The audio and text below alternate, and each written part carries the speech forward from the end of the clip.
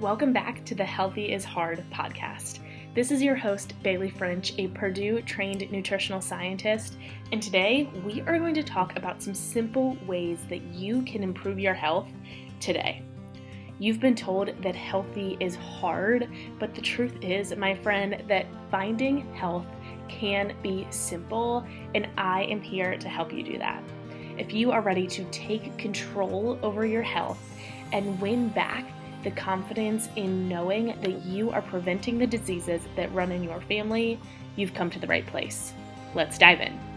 Hello, friend, and welcome back to the Healthy is Hard podcast. Today is a solo episode. It is Bailey here, your favorite chronic illness prevention nutrition counselor. And what we're going to talk about today is curbing the kiddo sugar. So this episode is for my moms and dads out there, especially if you feel like your child only ever wants sugar. The popsicles, the fruit snacks, the candy, the cake, the soda. You might know that sugar is not great for the human body, but what I want to start with is asking you, do you know why sugar is not really super health promoting in humans? It's not great for the adult body, let alone kids. So the fact that so many food items targeted specifically toward kids, think about the Danimals, the cookies, the even crackers and the fruit snacks that are supposed to be kid-friendly treats and snacks have so much added sugar and little to no added fiber, which makes the impact of sugar that much greater, kind of kicks it up to the next level. So that is a little bit frightening and a little bit concerning. We are going to talk about some really simple steps and tools that you can use in this episode today to kind of not only curb the cravings for sugar that your kids have, but also make some of their favorite options at home so that you can control the amount of sugar that's in the food. You can control the amount of fiber that they're getting, because again, fiber counteracts that impact of sugar. And thirdly, you can control the ingredients that are in there. So let's say your kid loves strawberry yogurt. There may be a way that you can make a super simple strawberry yogurt option at home that instead of having strawberry flavoring has actual strawberries in it. Would you be shocked to know that most foods that are, strawberry flavored or blueberry, any fruit flavor, typically don't actually have fruit in them? So we will break all of this down and talk a little bit more in depth today about how all of this works, why it is so important. But let's start out here. Do you know why it's important to monitor sugar intake in yourself, but also in your children? If you answered no, the reason that especially for children, sugar intake is so critical is because a recent study found that children born after the year 2000, of all of those children, 1 in 3 of them will develop type 2 diabetes in their life. 1 in 3 children will develop a disease that is entirely preventable because of the amount of sugar that is in products geared toward children. If that doesn't make you sick to your stomach, we should chat a little bit more in depth about why. Because type 2 diabetes, like I just mentioned, is nearly entirely preventable. Now, the one that we typically associate with childhood diabetes is type 1. That is a genetic thing. You cannot change it. You cannot modify it with diet. You can kind of combat, some of the really high highs and the really low lows with dietary intervention, but type 1 diabetes is always going to be with you. Type 2 diabetes, on the other hand, is 90% preventable.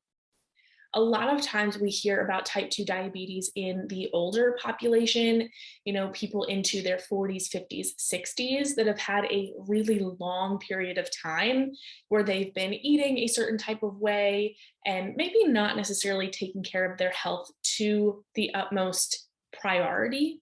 We'll put it that way. This is the disease that we tend to see, people have those high A1C levels, we get insulin resistance first, potentially, and then we are into that pre-diabetes and diabetes category.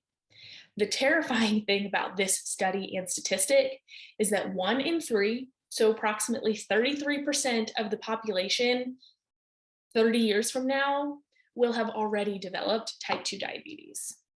So not only is that age for developing disease getting lower, that means that the lifespan of a person with disease is longer, which in all actuality simply means the lifespan of that person is going to be shorter. One thing that we as scientists know about disease is that it shortens the lifespan. When you are healthy, you will live longer and you'll feel better the longer you live. When you have disease, your lifespan is cut short and you will probably be miserable by the end of it. It's so shocking and heartbreaking to hear this because that's your child. That is your baby, and your one job on this earth is to protect them. And the food that is marketed to us to help feed them and help them grow is making them sick. So let's talk about it. How does type 2 diabetes develop? Because if you don't know how something happens, how can you prevent it? That is what we are all about here on the Healthy is Hard podcast. This show is really truly for education. So let's educate. Let's talk about it. Send me your questions in a DM. You can find me on Instagram at BeWellWithBaileyF, or you can actually drop some questions in a review on Apple Podcasts, and I can come back and answer them. You can also email me with the email in the show notes. But for the kind of general consensus here, type 2 diabetes develops due to a prolonged exposure to high levels of high carbohydrate foods. This is really important to note because carbohydrates are a very large category of food.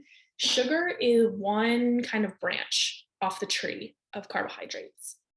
Some carbohydrates actually show huge benefit in preventing type 2 diabetes. So whole grains like oats, barley, quinoa, amaranth, those grains are really beneficial in preventing diabetes. The reason for that is because they are also high in fiber. We'll dive into fiber in just a minute because it is so critically important in this conversation. But what you really need to know is that not everyone who develops type 2 diabetes is someone that has a huge sweet tooth. I see plenty of clients who are kind of starstruck, awestruck, because they have gotten this number back and their blood sugar is in pre-diabetic or diabetic range. And they're like, I don't know what happened. I have never really had a sweet tooth. I don't eat a lot of sugar. How could this have happened to me? It must be my genetics. That's not always the case. There are tons of different factors that go into developing diabetes, but the real key piece here is the prolonged exposure piece. Think about it. Let's just do a little bit of easy math here. If you are exposed to sugar as a baby, a toddler, a small child, that automatically extends the period of time that you are having a high carbohydrate intake. The other thing with toddlers, babies, children, is that they love carbohydrate foods. They love crackers. They love the cookies. They really enjoy chips and snacking on everything and not actually eating their dinner meal. Listen, I don't have kids yet, but I get it. I have nieces and nephews and I've seen them eat, and I hear you on this. I know the struggles that you're facing. It's because those foods are very reliable. They are often going to taste the same, have the same texture. You can expect the same thing every time you reach for that food. Other foods, fruits and vegetables, meat, it's not always like that. It's not always the same. And so that sense of comfort is what your child is reaching for. One way to kind of combat that is to really always introduce diet diversity, a tactic that I've seen used a lot recently, especially from a page called Feeding Littles on Instagram. They are a fantastic resource if you have an especially picky eater. But making sure that you always offer something that your child likes so that they have that sense of comfort. Almost think of it like a boat with an anchor. Instead of being stranded out at sea with a whole plate of new and different foods, your baby has something comfortable that they can always come back to. That can actually, even at such a young age, psychologically increase the likelihood of your child trying new and different foods. So diet diversity is incredibly important to diabetes and diabetes prevention, really. But the kind of main factor here is going to be the carbohydrate intake. So this goes for everyone across the board, no matter your age, no matter your genetics. In diabetes, especially, genetics are just one small piece of the puzzle. Your dietary choices are the rest of the 999 pieces of your 1,000-piece puzzle. Okay, you don't get the full picture of the puzzle without those dietary choices. Genetics are just one little piece. Okay, so in order to really take control over the situation, you have to shift your mindset into that place of, hey, okay, I have the 999 pieces in my pocket. That one piece is important to finishing the picture, but it's not the whole story. Okay, so take a second and get to that place with me really quick. And now let's talk about those other 999 pieces. If you are a parent, you likely know very well what I'm talking about with these foods that are marketed towards children. And you might be shocked to know that for an adult,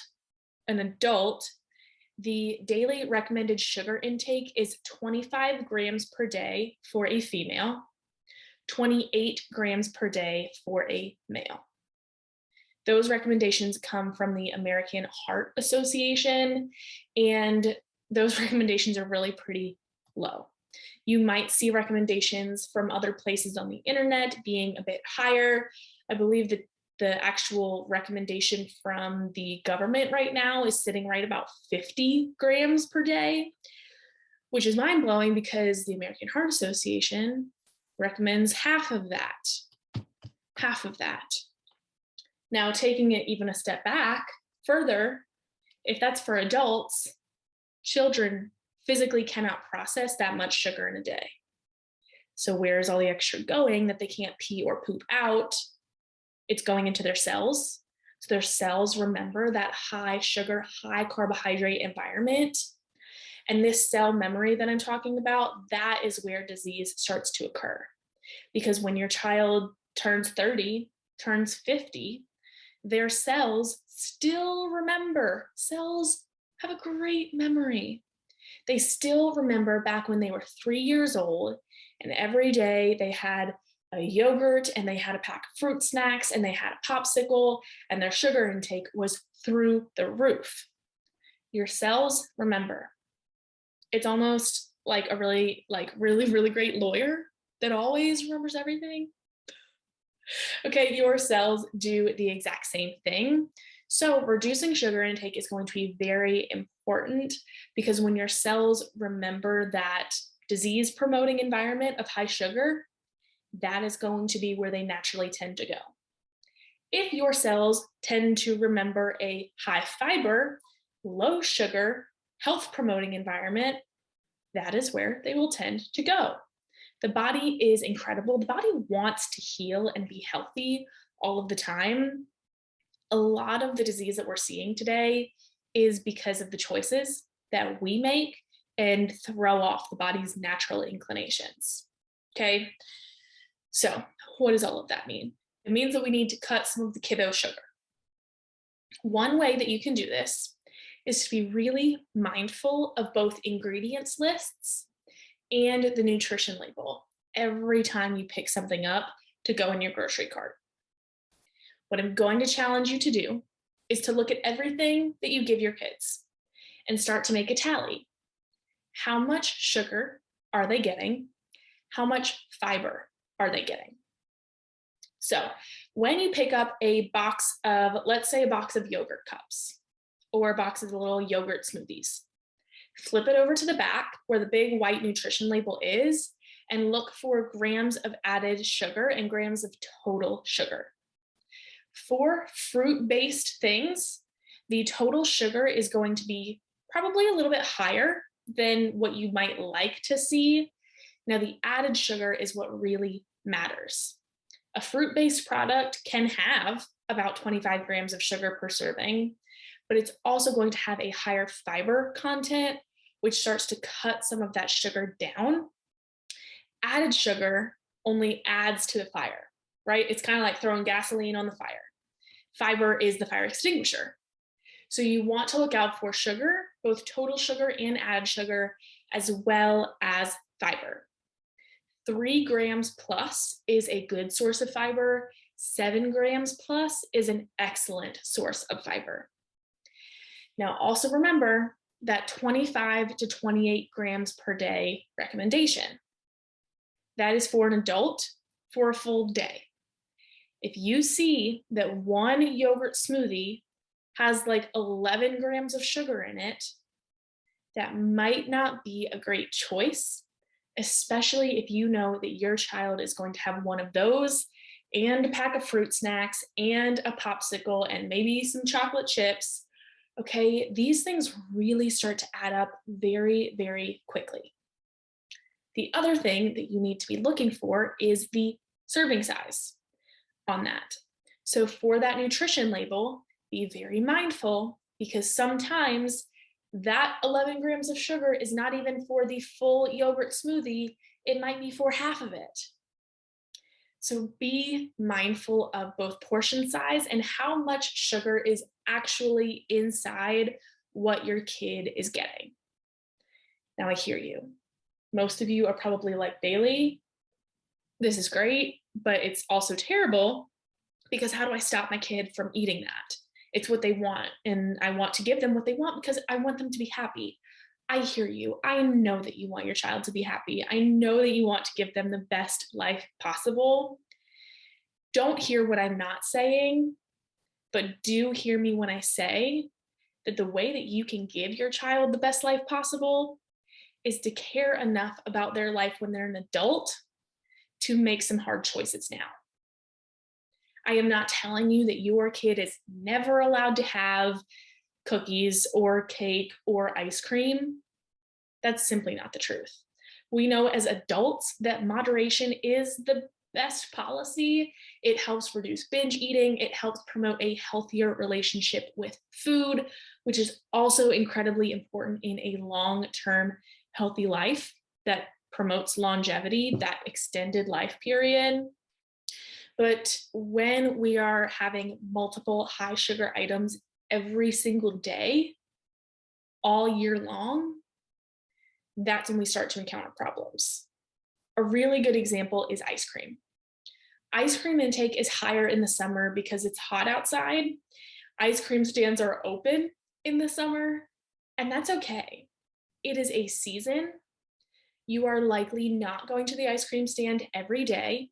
It is likely a special treat, and that's what it should be recognized as and understood as. You know, this is something that is delicious and it is a lot of fun. Most of us have really exciting and fun memories tied to having ice cream as a kid, but they are more special because you didn't have it every day. The shock factor of food goes away entirely when a food is available. So I'm not saying that you can't buy the fruit snacks. What I'm saying is that maybe fruit snacks are, after you had a great day in school, or therefore when you get an A on a test. Fruit snacks become a special treat to the child. And not only is that setting them up for success in the long run with a relationship with food, because they know they can have that type of food, but it is not necessarily a reward, but it's something that they don't get every day. And so it's a really enjoyable time. Sweet treats were made to be an enjoyable thing. We have made them into such a regular thing that we don't even think about it anymore. Pastries were made to be desserts. They were made to be special once in a while things. And now we have people ordering chocolate croissants and sugar-filled muffins every single day for breakfast. How do you think, after this conversation we've had so far, your cells are going to respond and memorize that 20 years down the road? All of that to say this, there is certainly a way that you can find treats that your child can enjoy on a daily basis and still have those regular things that they enjoy every once in a while. Now, the other aspect to that is that you can't necessarily control what your child eats when they're away from you. And so the more attention that you can pay when they're in your zone, when they're in your house, when they're under your care, maybe you send them to a friend's house and they have different habits and you can't necessarily control that situation. Let your kids know that it's okay to enjoy that, right? It's that once in a while thing. They are enjoying it so much more. They're making more deep connections, deep core memories with their friends, maybe with their family members, because they're allowed to enjoy that food. But they know that when they come home, they're going to have a little bit of a different experience. And let me just tell you that it doesn't have to be a bad experience. You in no way have to force your child to eat food they don't like. You in no way have to force your child to never eat sugar or to only eat fruits and vegetables. Life is about enjoyment. And the sooner that we can teach our kids that healthy relationship with food, the better off they will be, because what it does is actually train their brain to make healthier choices because they want to. When somebody tells you to do something, your brain says no just because somebody else said to do it.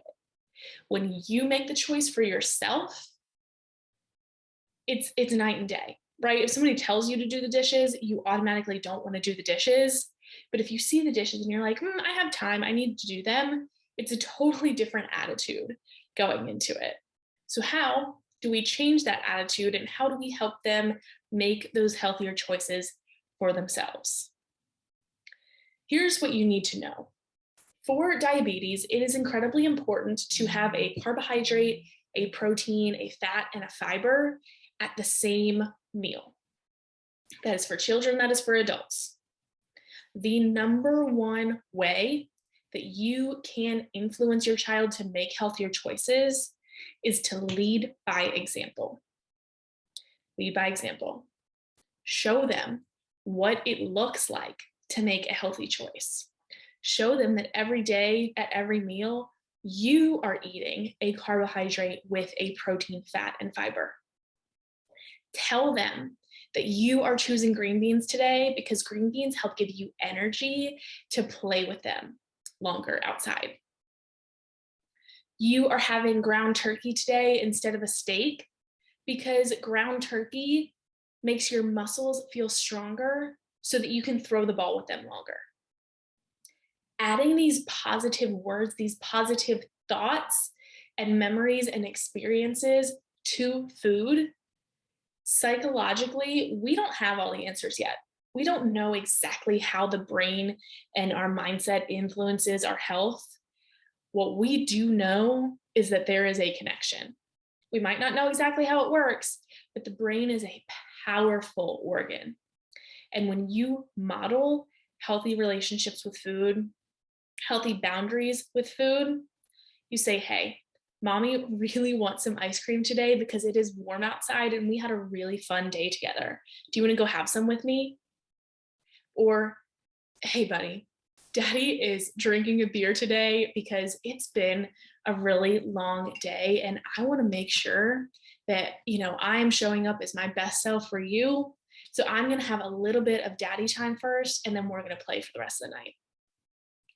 Setting those boundaries creates such a special connection with your child, and it also helps them to understand the concept of moderation well before they truly grasp it. Okay, so a lot of what your kid is learning is from modeled behavior. So, leading by example is first and foremost going to be how you encourage them to make choices for themselves. Because the next time you serve green beans, maybe they don't want it, but they remember that mommy said green beans give you energy to play outside. And let me tell you, a child is motivated by nothing more than playing and doing what they like to do, right? So maybe it could be helpful for you to sit down and write down a list. Type out some notes in your phone of things that your kid likes to do and find different ways to tie food, healthy choices to those activities that they like to do. And it doesn't have to be we can't go to the park unless you eat your carrots. It can be, hey, you are going to be able to do the monkey bars a whole lot better when you eat your carrots. It is as simple as that little switch, but you can't do that unless you know how. So hopefully this episode is giving you the tools to be able to do that and kind of switch that mindset around food. Okay, take a breath. This is a lot of information. It might seem a little bit overwhelming. Implement these one at a time. Okay, next time you go to the grocery store, look at your food and maybe choose one option that is high in sugar. Or maybe get everything you usually get, but leave out one thing that is high in sugar. Start making these changes slowly over time. Start, by one vegetable or one food that you can put a positive spin on with your kid. Start small, start slow and steady, because that is how you get to success, and even more so how you sustain success in the long run. Now, last but not least, another really important way that you can monitor sugar intake for your child is to make some of their favorite things at home.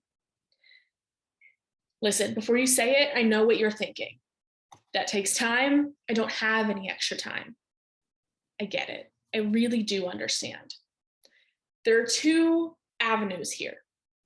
You can do some time to research different brands, different companies that have better ingredients for the same types of foods, and find where you can pick those foods up.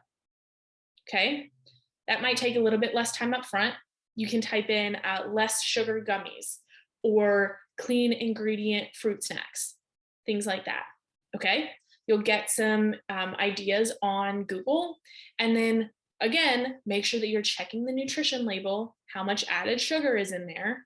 Is it truly a better choice than what you were serving before? Or you can take some time to make things at home. Again, start slow and steady. This does not have to look like spending 6 hours in the kitchen on Saturday or Sunday. You can make homemade granola that has significantly less sugar. You put it on a baking tray, you put it in the oven for 2 hours, and you walk away. Okay? You can make yogurt. You can get plain vanilla yogurt from the store and mash up your own fruit at home and mix it into small containers or into the whole container. If your kid loves strawberry yogurt, get some vanilla yogurt at the store, bring it home, get some strawberries at the store, bring it home, mash up some strawberries in a cup, mix it into the container of yogurt, and put it in your fridge. That takes maybe 10 minutes. Okay? It can be really, really simple.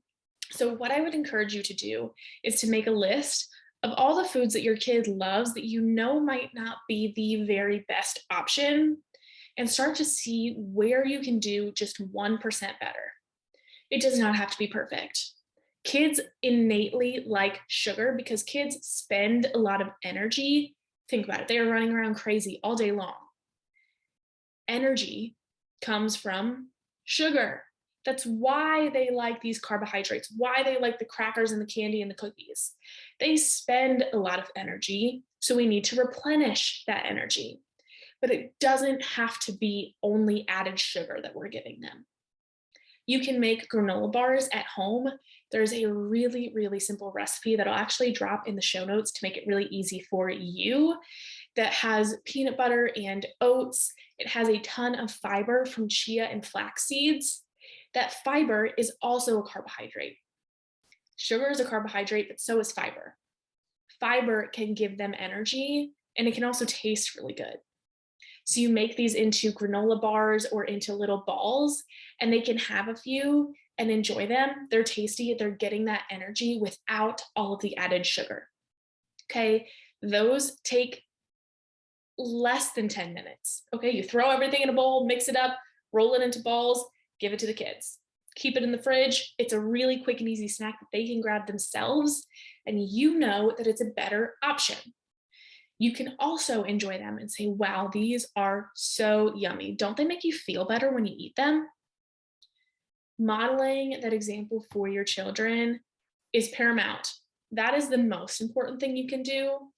But when you decide to make a little bit of time, I know you don't have extra time.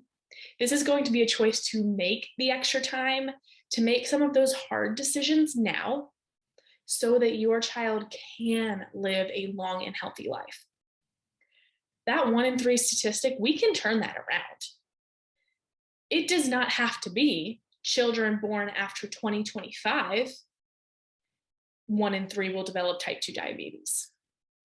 You and I, as parents, as future parents, even as aunts and uncles, grandparents, cousins, we have influence over these little people that will be the next generation of our society.